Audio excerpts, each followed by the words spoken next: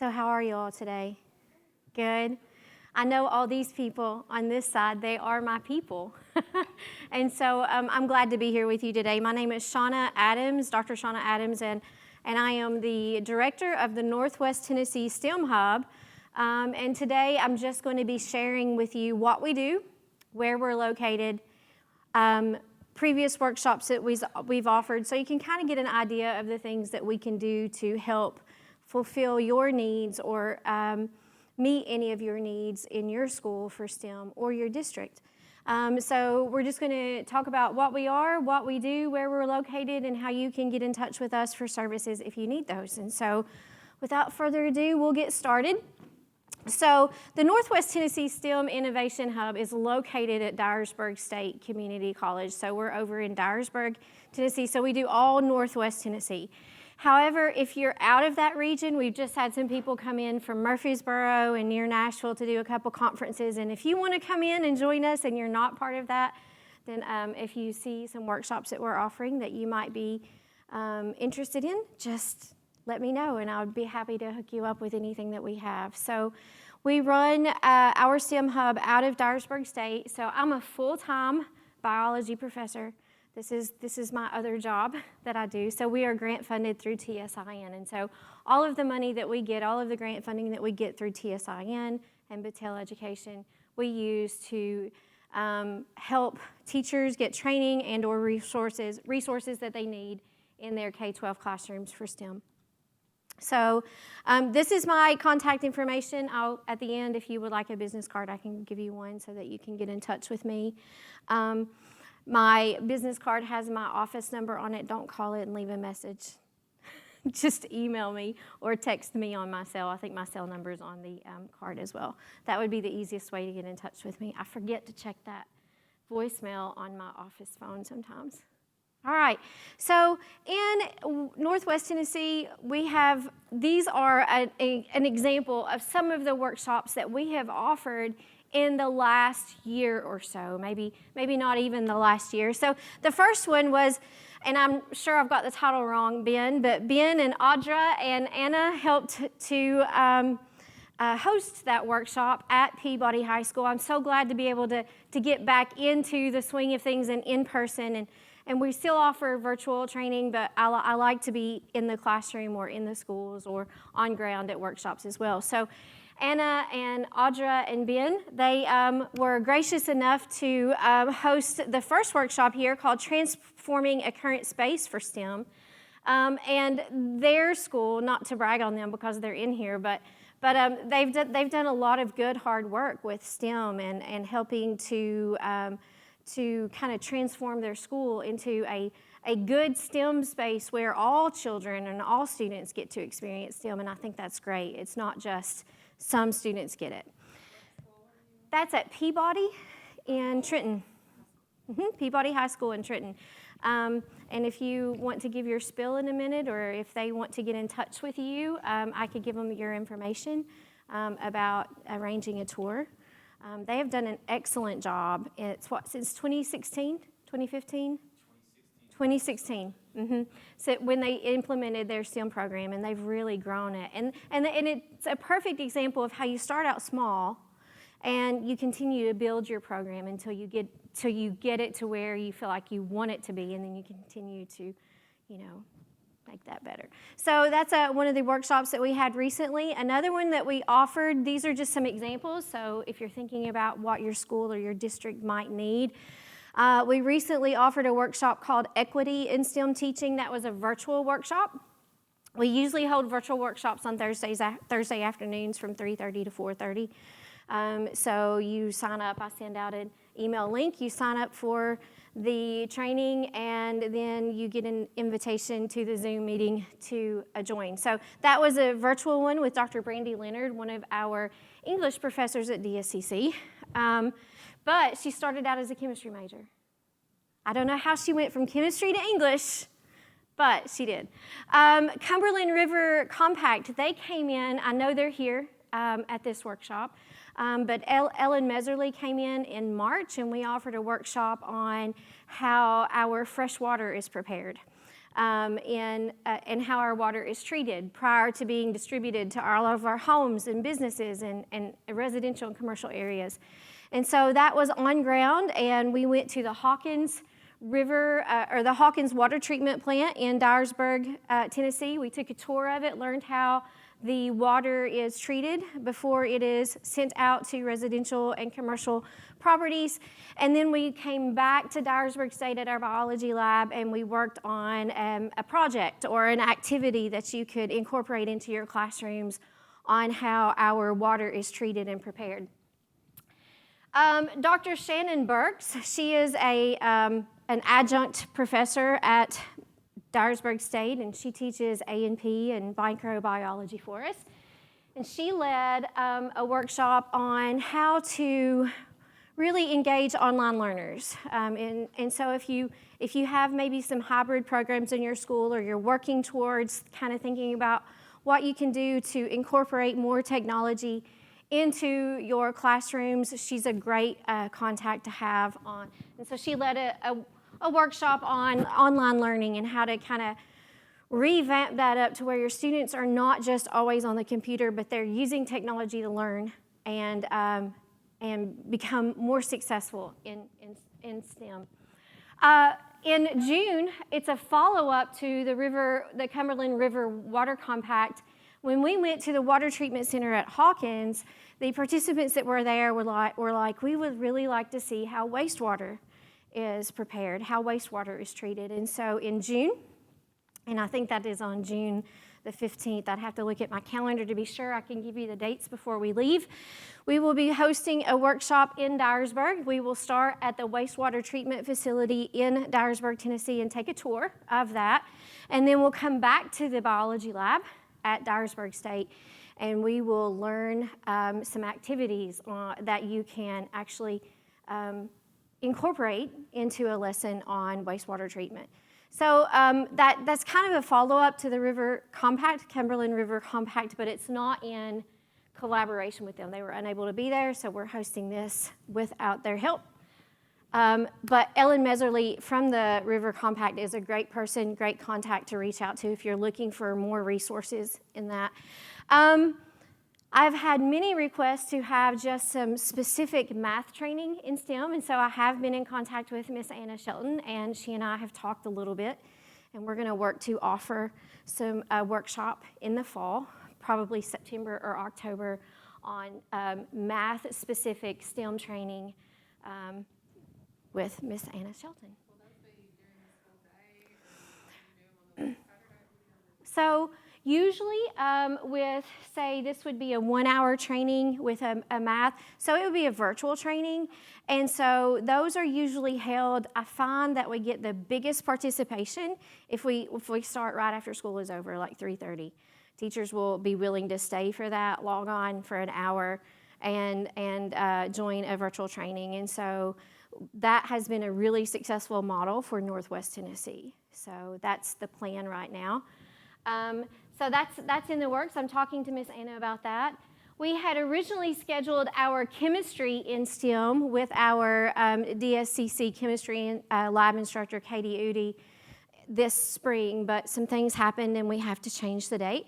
But she'll be offering a virtual workshop for chemistry in STEM. And this is really going to be more towards, I would say, grades 6 through 12. And not as heavy on K through 6. But she's going to have some activities for STEM. We are also, or I am also working with Dr. Lionel Cruz and Dr. Jason Alexander. They are both UT Martin physics instructors at the University of Tennessee at Martin. And we are working together to bring some coding to Northwest Tennessee with Raspberry Pi. And so what we're wanting to do, this would be great. So what we're wanting to do is we're wanting to start with one school and then kind of grow that program. But we want to start with a school, come in, bring in the Raspberry Pi equipment, and all of the little different leads and things that you can use. I'm not a physicist, I'm a biologist, so the words may get a little messed up here. But we're wanting to bring those into the school. You don't come to the workshop, we bring the workshop to you. We bring it to the teachers first for specific teacher training with your computers at your school. That way we can identify any barriers that there may be as far as technology, firewalls, things like that, to make sure that the Raspberry Pi would work with your, say, computer classroom or something like that. And so we would bring in those Raspberry Pi kits, and we would train the teachers on them first. And then after we have a training session with the teachers, then we'll have a follow-up session to identify any problems or barriers that need to be moved or broken down before we bring those to students. And then, as a follow-up to that, once we have had those trainings with the teachers, we will come in, Dr. Alexander, Dr. Cruz, and myself will come in, and we will help the teachers with the students to make sure that everybody knows how to use the equipment and are comfortable with that. And then you get to keep the Raspberry Pis. So, and then you'll get to learn more about online coding and the use of Python and other things in the physics realm and coding realm, physical computing, which is, from what I understand, important for just about every aspect of our everyday life, as far as the technology we use or the lights that we use, lots of other things. And so it's a really great way to teach students how to code and hopefully get them excited about learning more about physical computing and see that that's a really good avenue to take for maybe career exploration. Right now, we are planning to offer that for middle school. So we're wanting to start with middle school. However, once we start that, we want to start with one school, offer it, see how the program goes, find out what do we need to do to tweak it to make it better, to make it more successful, and start pouring out to other schools and then bring it to the high school level. So we want to start with middle school first. And then bring it into high school. And then the idea is maybe within the next year or the next year and a half, we can have many schools in our area, in our Northwest region, who have these Python, Raspberry Pis, Python coding, all of this in their classrooms and are able to use it, and then allow students to come up with their own examples of different things that they can use with the STEM and then have on-ground competitions. So that's something that I'm in collaboration with the University of Tennessee at Martin right now with their physics department.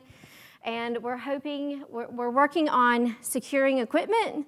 It seems that there's a shortage on everything, and it takes forever to get anything. So we're trying to pull in the Raspberry Pis and all of the other information, or all the other equipment that goes with it, so that we can start working on identifying schools and reaching out to those schools to see if they would be interested in having this opportunity to learn more about physical computing using Raspberry Pi. The cool thing is you would get all the equipment that you need, and the teachers would get their training, and the students would get their training, and then Dr. Alexander and Dr. Cruz and myself would be there for any follow-up, any kind of troubleshooting, problem solving, continuing with additional training if that's what you would like to do.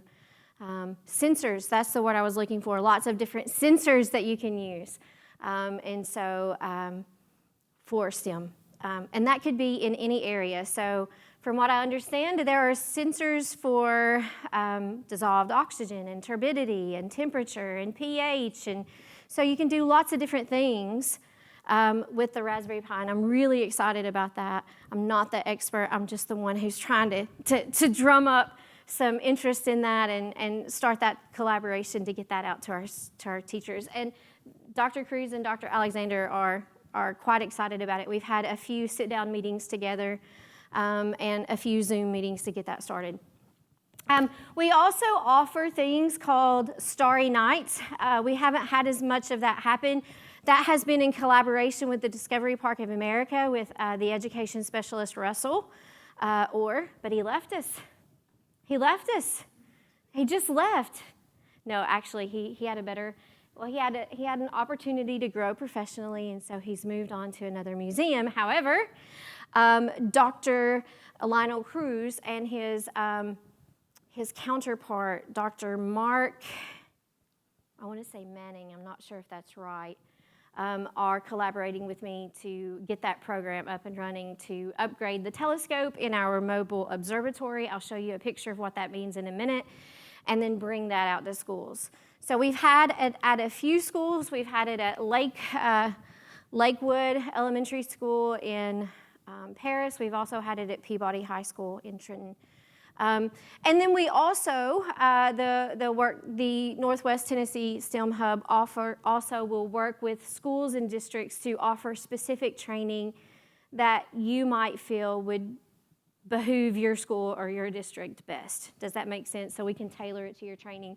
A few years ago, we worked with Obion County Schools in Northwest Tennessee, and we offered a series of workshops where all the middle school teachers at all of their, I think they have 5 middle schools if I'm not mistaken, but all of those teachers received STEM kits, and then they had virtual training on the use of those STEM kits, and then we had open conversation on how those could be modified for different learners or different learning types or different levels of learning and comprehension. So we do offer that. And then last summer, Leanne Durham at Lakewood Elementary in Paris worked with me to offer some workshops on STEM makerspaces. Ben has offered many workshops on the use of mobile STEM makerspaces, how to start a STEM program, multiple areas of just kind of getting off the ground and getting started with STEM and how you could use that in your classroom. Okay, so we offer lots of things, and if there's not something here, these are just examples of things that we've offered in the past. But if that doesn't work for your school or your district or your grade level, you can just say, this is what I need, and you're going to get the opportunity to tell me what your needs are on a little survey towards the end. Does that make sense? And I'll be happy to try to work it out for you. So what I've learned is you tell me what you need. I go find the people who are best at it, who are the experts, because I'm not. And then I try to set up workshops either on ground or virtually with them to offer to your school or your district. Or just if you see that there's one of these here and you would like to join it, then you can. So lots of cool things. So, and I don't care to reach out to different entities to try to get collaboration. So this is a workshop that we did at the Reelfoot Wildlife Refuge a few years ago, and it was on aquatic macroinvertebrates. So we went outside. If you see here this picture, oh wait, we have this picture. So you see here this picture, you see some individuals with their D-frame nets, and we were over at the lake at Reelfoot Lake, and we were working to collect aquatic bugs, macroinvertebrates, which was so fun. We're looking at those. What we did was we collected the macroinvertebrates, and do you notice that there's snow here? This happened in April a few years ago, and it snowed on that day, and I thought no one's going to show up, but only crazy STEM people show up to play in water on a snowy day, and we had a really good turnout for that. So then we took these organisms back to the lab. There's actually Russell there in that picture who left us. No, this one. And so what we did was we identified macroinvertebrates down to order, and then we took and did kind of like a survey of the number of different types of orders that we had, and were able then to work on inferring water quality. So that was a great workshop that can be really modified for lots of different levels. Even just starting out to identify what an insect is, getting out and playing in water with students is a great way to get them involved and excited and to find out what's in their own backyard, right? And I always take I'm a biology professor, so one of the courses that I teach is a general biology, 1120, and we learn about the evolution of animals. So I take my students to the wildlife refuge, not the state park, but the refuge, and I work in collaboration with Tara Dowdy, the ranger there, And we take our students out and they learn how to collect aquatic and terrestrial macroinvertebrates. They identify them, they infer water quality, so they learn all about field biology and collecting techniques and identification techniques. And we work really hard. And then the last 2 hours of the day is a guided canoe tour. So then they learn how to canoe before they go home. And that is so much fun. So, and we were supposed to canoe that day, but it was too cold and windy and snowy to get out on the lake. But this is a workshop that we offered for our teachers. This is another workshop, and this is just across the way from the Wildlife Refuge. This is at the Tennessee State Park. So a couple of summers ago, teachers came out and they learned about the importance of bats in our area. So why are bats important and how are bats ecologically a very good species for this area, indicator species. And so these teachers came out and we learned about bats and we all built a bat house. One school got a drawing for a very large bat house that they put up at their school. So they have a bat house installed at their school so students can learn more about bats and they can use that. We also learned about how you can pull in literacy and looked at a lot of different books at a lot of different age levels on bats and the importance of those. So we did this in collaboration with the Tennessee State Park, Reelfoot, up at Reelfoot State Park, and David Haggard was the one who I worked with to offer this workshop, and then he took all the participants, all of us, on a tour of the lake for about 2 hours. So it was a really nice pontoon boat tour after we worked hard that morning on learning about bats and why they're important and building bat houses, and so then they could go back to their schools. And, you know, several of them went back to their schools and allowed their students to learn how to build those houses. And then they worked with their ag department or their career and technical departments to build the bat houses, to design and build their own bat houses. So that was a really, really good workshop that we offered a few years ago. This is when we were at Peabody High School a few years ago with I'll go back. So this is a very large telescope, and you can't see it well in this picture, but this is a trailer that is specially made for that telescope. So we take it to your places. And this is just a picture of the moon that evening that we did. So this was at your Christmas Stemtacular event or something like that. So we brought it out, and students could see what we were seeing in the microscope or the telescope. We actually had a computer here set up, and then we had this turned into basically a presentation, kind of like the drape up here where people could also see what's going on. We've actually set it up now to where this is all wrapped. It's called the Eagle One Observatory. So it has a really new fancy wrap on it. And we are fitting it with large television screens that are split screen. So you can see what the individual who's working the telescope sees in the eyepiece, as well as the individual that's in the trailer running the equipment. So it's a split screen that you get to see. That was fun. So we're learning more about how to be successful with that. Russell has left from the Discovery Park, but I'm picking up with Dr. Cruz at UT Martin to continue this outreach program. And this was at Lakewood Elementary last year. We got there way before dark for their STEM event, an after-school event where parents and students were invited to attend.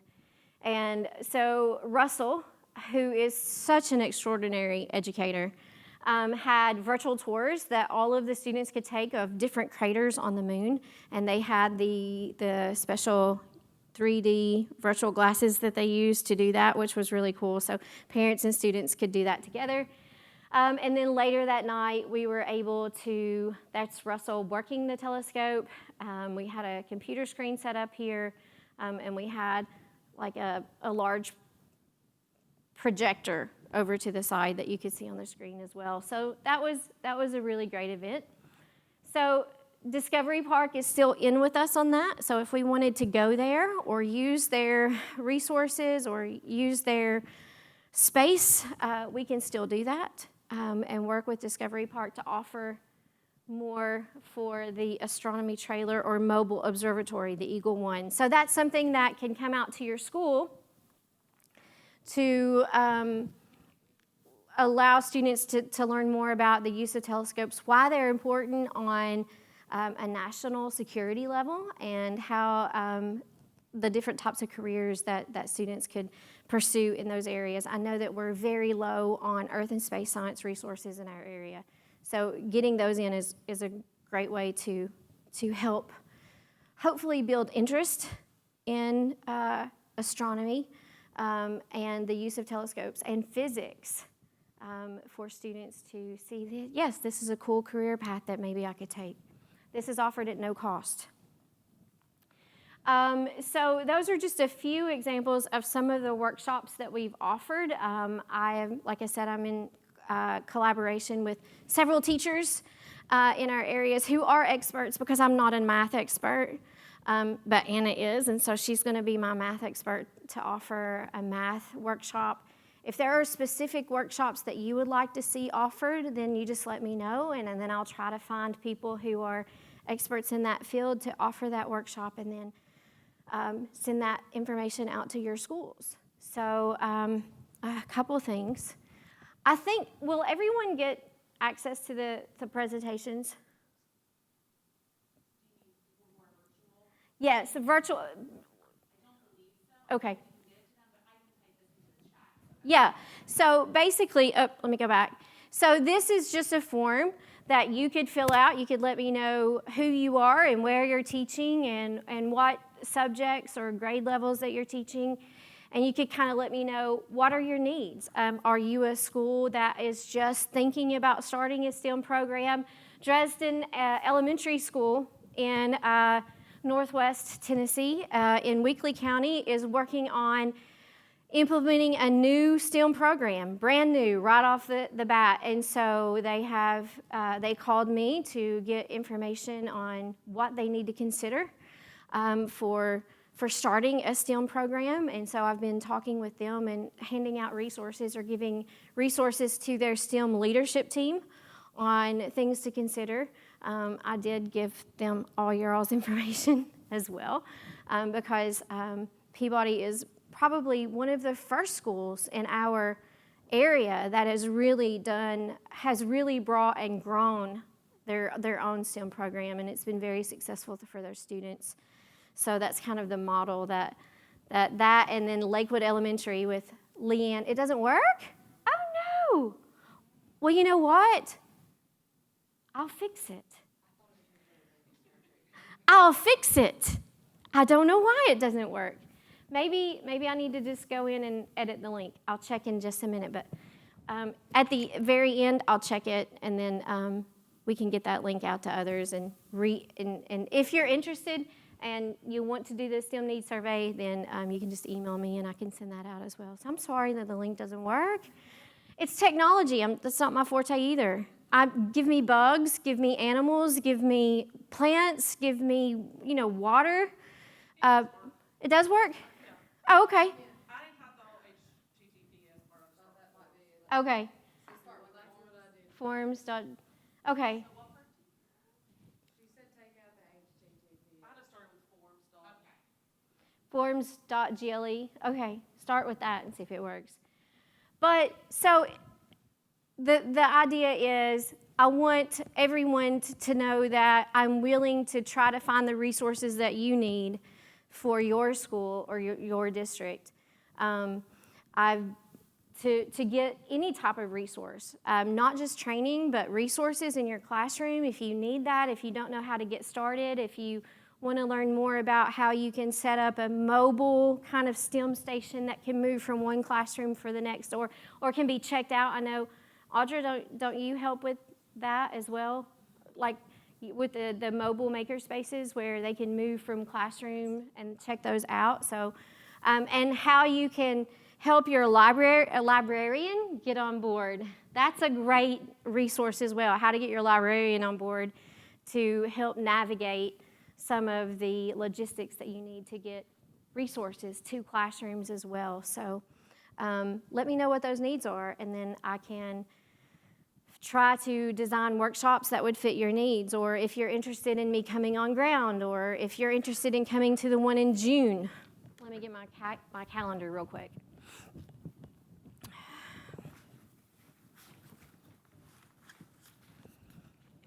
And I can email you the specifics on the June workshop. So on June the 15th is when I'm offering the workshop for, if I go back just real quick, and then I'll move forward again.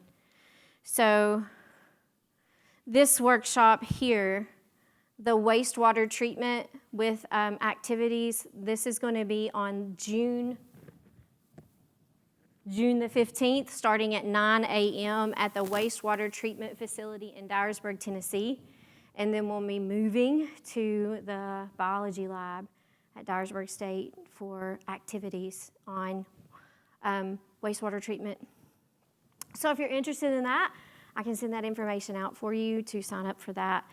One thing that I did not say is that Dyersburg State works in collaboration with our workforce development and continuing education department. So all participants do receive professional development certificates for the certain number of hours that you can submit to your school if you need to do that. And those are all sent electronically now by request. It's much easier to send those out electronically than they are via snail mail. And then also, if you don't need the hours, but you want to join the workshop, then all participants do receive a stipend. And it's not very much. It's a $50 stipend for attending the workshop. So that's something you might want to think about as well. The one thing that I do want you to know is that all resources that are offered to teachers and districts, school districts, are offered at no cost to the school, to the district, or to the teacher. That's something that I think is very important to let you know.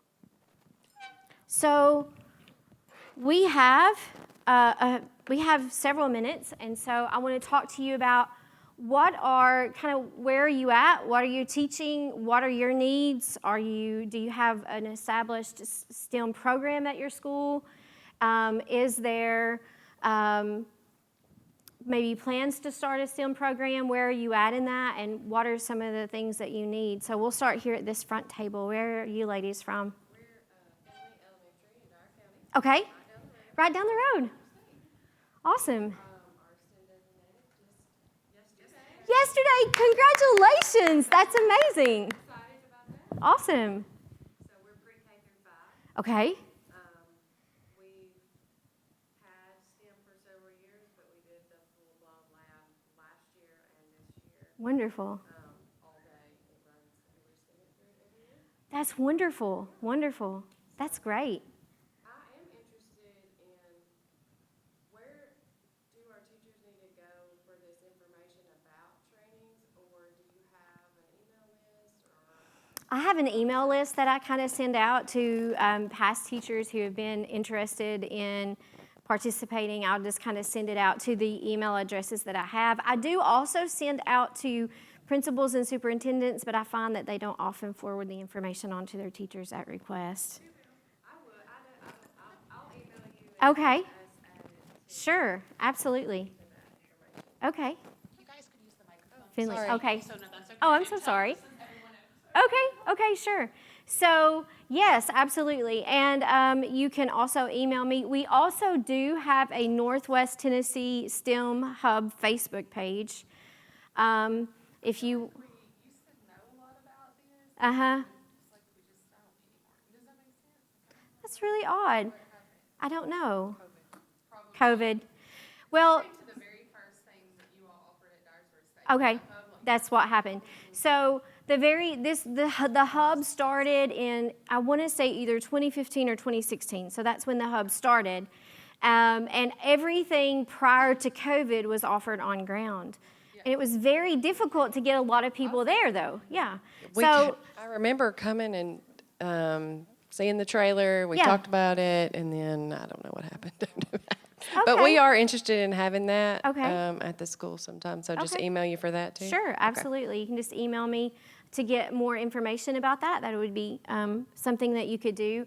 Also, if you want to just kind of be put on, I just have this list of teachers and their emails, and so if you would like to know when workshops are being offered and what they are and the dates, you could email me, and I'll put your name and email on the list and send that out to you all as well. So congratulations, though, on your Thank on you. your designation. That's awesome. And so, what's your name? I'm Crystal Locke. Crystal Locke. Okay, nice to meet you. So hopefully we can work on that communication. And I mean, we're neighbors. We're neighbors. So yeah, absolutely. Yeah, send me a list of teachers and their emails. Okay. I can send you our supervisor's email as well, and that way maybe she can farm out. That some would be more. great. That would be great. I do want to get more awareness of what we are and what we offer, and how we can help your schools with STEM or with whatever needs they may be. Or if you wanted to bring your teachers to something at our campus or your students, and then we could work on that. So We really want to open that up. yes, absolutely. Awesome. So are you? Yes? Yes? My name's Angela Skates. I teach at Kaywood Elementary in Lexington. Okay. So we're not, I don't guess, technically Northwest Tennessee. That's okay. But there's not a STEM hub Close to you. close to us. I mean, Right. it's just, you guys are Memphis, are the only option. Yes, you're right. I started, this is my first year for STEM, and I actually came to the Lakewood thing last summer. Wonderful. So Yeah, that was can really you- great. Did you like that? Yes. Okay, It was really awesome. good. And I had actually emailed you back in like, I don't know, November or so about the telescope, Oh, about having the telescope at our school. okay. I never heard anything, so I didn't know if I had emailed the right thing or Okay, not, or okay. if, that's okay. So yeah, just check the email. I can go back and look. I hope I haven't missed your email. The one thing about the STEM Hub that I'm trying so hard to work out is to bring in, I'm the only person who works the STEM Hub at my campus. And so getting resources and fielding questions is sometimes difficult, but I'll do my best to make sure that I'm checking emails and getting information out to you guys and getting information back to you when you're requesting it. So I'm sorry that. no, that's fine. I But we probably- would be really interested in having it at our next STEM night. Okay. Yeah. The cool thing about the telescope is it is so great for students to see, I don't know, just, if for nothing else, the moon or Venus.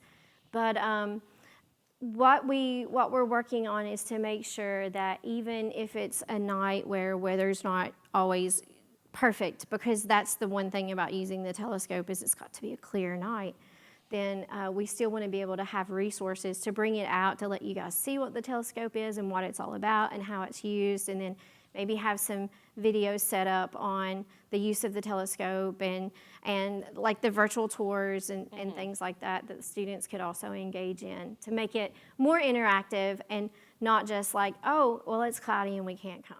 Does Right. that make sense? Yes, yes, absolutely. Because weather is an issue, but we're trying to break down that barrier. And so hopefully Dr. Cruz and Dr. Mark, I want to say Manning, but I don't think that's right, is helping me with some resources to upgrade the telescope as well. So thank you. Do you guys want to say anything or give a spiel about Peabody? Sure. So we're in Trenton, Tennessee, Gibson County. So we've had a STEM program at Peabody High School since 2016. We were STEM designated as a high school in 2020.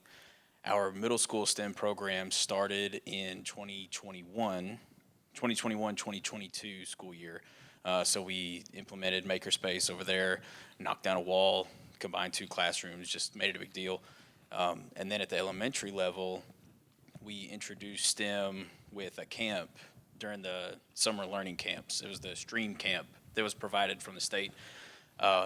We needed to generate interest at our elementary level within the classroom. We had STEMtaculars and events before, but we needed more teacher buy-in at the elementary level. So the way that we did that was we started with the kids, and we wanted them to go to their teachers and say, when can we do this stuff in our classroom?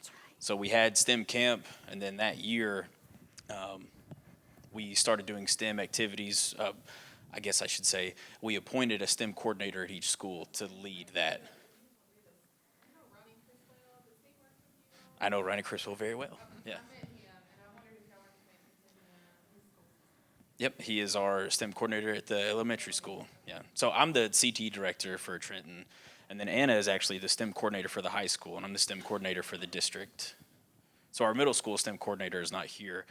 You were talking about, I think it was chemistry professor or physics professor that went English. Yes. So we have a librarian with us that went STEM. She's still a librarian, but just talking about interesting transitions. That is an interesting transition, but I So, love it. With a lot of the new money that's come out recently, several schools are talking about transforming spaces, and libraries are a very good target for that because it's a very big place to funnel kids through. Libraries are, I'll be careful how I say this, they should be run a little differently now. They media centers, students just aren't checking out books like they used to, especially at the high school. So we want to keep all things library, but we want to make it more conducive to the project-based learning that happens in our buildings. So transformation at the high school level, we presented on it yesterday, but we've had a lot of visitors. Dresden actually came and saw us a couple weeks ago, Great. I think. Wonderful. So, awesome. they're looking at doing something like that as Yeah. well. Our goal is to be a STEM designated district eventually. Our high school is right now. Our middle school, we're planning to apply for designation this coming year.